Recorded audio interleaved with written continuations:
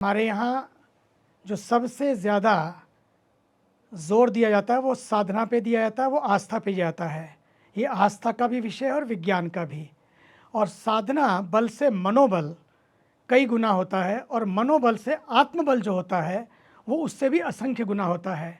ये जो अवसर हैं ये अपनी साधना बल को, अपने मनोबल को, अपने आत्मबल को बढ़ाने के लिए अद्भुत अवसर प्रदान करते हैं। इस समय जो शक्तियाँ काम करती हैं वो व्यक्ति के मन पर प्रभावित करती हैं। तो जब व्यक्ति का मन प्रभावित होता है तो सब कुछ प्रभावित हो जाता है। आप देखिए, जब चंद्रमा पर ज्वार भाटा आता है, आप देखिए कमाल हो जाता है। लो टाइड है कि हाई टाइड है, किस तरह से पूरा सागर हज़ारों हज़ारों मील तक उछलने लगता है। केवल एक जगह नहीं, थोड़ी जगह नहीं, इतना असर उस ज्वार भाटे का उसके ऊपर पड़ता है। अब सोचिए अगर मन पे कितना पड़ता हो, मन भी तो चंद्रमा का अंश है, मन पे कितना पड़ता होगा।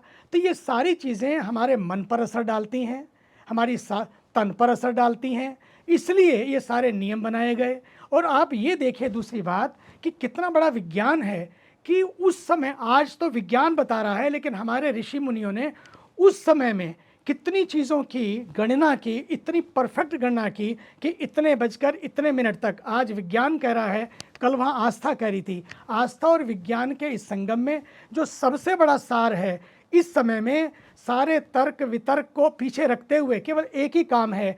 ऐसे समय में अपने मन को शांत करने का, अपने मन को एकाग्र करने का, अपने मन को, अपनी शक्तियों को पहचानने का ये सबसे बड़ा अवसर है। इसलिए हमारे यहाँ आपने देखा, अभी आपने दिखाया, कोई भजन कीर्तन कर रहा है, कोई ध्यान कर रहा है, कोई साधना कर रहा है, कोई जप कर रहा है। क्योंकि ऐसे समय में मन को एकाग्र करके जब आप ध्यान करके बैठते हैं तो इसकी शक्ति कई गुना बढ़ जाती है। आप कमाल की बात देखिए, सूर्य इतना विशाल है, इतना विशाल है, लेकिन उसमें चंद्रमा की छाया पड़ते ही सूर्य की किरणें भी कई थोड़ी देर तक धरती पर ठीक से नहीं पहुंच पाती हैं। इसका अर्थ ये भी है कि सूर्य पर वैसे कोई फर्क नहीं पड़ता, देखा जाए तो सूर्य तो सम है, सूर्य तो एक जैसे रहते हैं। लेकिन जीवन में भी ऐसा होता है जब व्यक्ति साधना के बल पर इस बात को परख लेता है, जांच लेता है और अपनी साधना को मजबूत कर लेता है, आत्मबल की शक्ति को बढ़ा लेता है, तो बाहर की जितनी भी परिस्थितियां आती हैं, things may go up and down but a person can not go up and down. ये शक्ति उसको मिल जाती है कि व्यक्ति के भीतर एंकरिंग, ग्राउंडिंग मजबूत हो जाती है। उस एंकरिंग और ग्राउंडिंग को मजबूत करने का ये काल सबसे बड़ा अवसर हमको मिला है, एक बात। दूसरी बात, अब इतना बड़ा सूर्य, लेकिन उसके जीवन में भी इस तरह की परिस्थितियां आती हैं, सूर्य भगवान के जीवन में भी। लेकिन हम सबके जब जीवन में आती है तो थोड़ी सी छाया कष्टों की आती है, थोड़े से अवरोध आते हैं तो हम हिल जाते हैं, हम शैटर्ड हो जाते हैं, हम ब्रोकन हो जाते हैं। आज का दिन इस बात की चिंतन का भी अवसर, ये मंथन का अवसर है, चिंतन का अवसर है कि हम सब लोग, कुछ भी है, हानि लाभ, जीवन मरण, जब भी कुछ ऐसा आए, आएंगे और चले जाएंगे। जीवन में बुरा वक्त भी आएगा, वो भी चला जाएगा।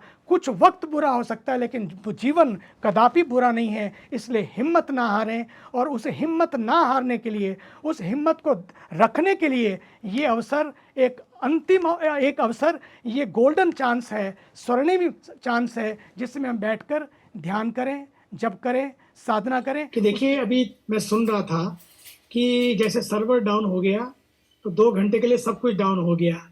और सच मानिए, जब भीतर का सर्वर भी डाउन हो जाता है तो जीवन भी डाउन हो जाता है। इसलिए भीतर के सर्वर को मजबूत रखने के लिए ये एक ऐसा काल है, उसके लिए ध्यान करें, जप करें, तप करें, साधना करें।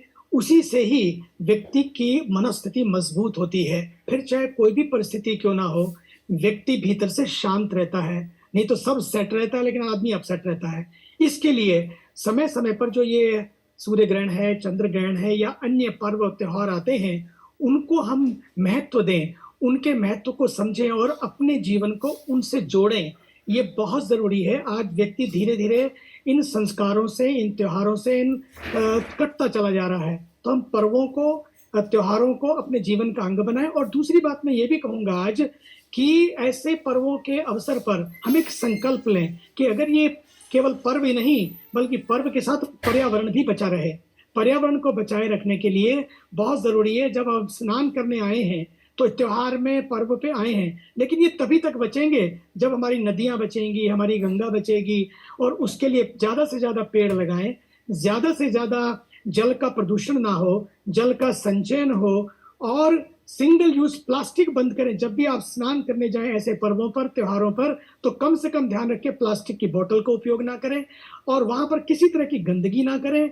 आप अपनी मन की गंदगी तो छोड़ने जाते हैं, लेकिन साथ-साथ और गंदगी तो ना ले जाएँ कम से कम, तो जिससे नदियाँ भी शुद्ध रहेंगी, स्वच्छ रहेंगी, प्रदूषण से मुक्त रहेंगी और हमारा पर्यावरण भी मुक्त रहेगा। इसलिए जी। भीतर के सर्वर को मजबूत करने के लिए बहुत ज़रूरी है और दुनिया ने अभी-अभी देखा, केवल एक छोटा-सा सर्वर बंद हुआ, सब कुछ बंद। ऐसे ही हमारी दुनिया भी बंद हो जाती है, हमारा जीवन भी बंद हो जाता है। इसलिए भीतर डुबकी लगाएँ, ठीक है। भीतर उतरें, गहरे उतरें, खुद को तलाशें।